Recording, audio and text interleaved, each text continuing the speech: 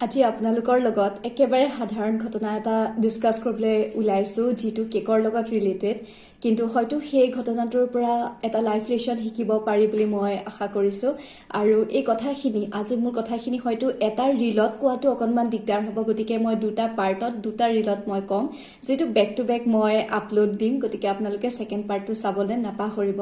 এটা কথাটো কি হ'ল যেতিয়া কোভিডৰ সিচুৱেশনটো জাস্ট পাৰ হৈছে সেই সময়তে মই কেকৰ কাম প্ৰফেশনালি লোৱা ষ্টাৰ্ট কৰিছিলো আৰু সেই সময়ত মোক বহুজনে এডভাইস দিছিলে মানে স্পেশালি ঘনিষ্ঠ কিছুমান মানুহে এডভাইস দিছিলে যে মানুহৰ শখ কেতিয়াও জব হ'ব নোৱাৰে না মানুহৰ শখ কেতিয়াবা আৰ্নিঙৰ সোৰ্স হ'ব পাৰে আৰু বহুজনে এইটো কথাও কৈছিলে যে আজিকালিটো অলিয়ে গলিয়ে হোম বেকাৰ তোমাৰ পৰানো কেক কিয় খাব গতিকে ইয়াৰ সেকেন্ড পাৰ্টত মানে আনসাৰটো শুনিবলৈ ৰিলটো চাবলৈ নাপাহৰিব সেকেন্ড ৰিলটো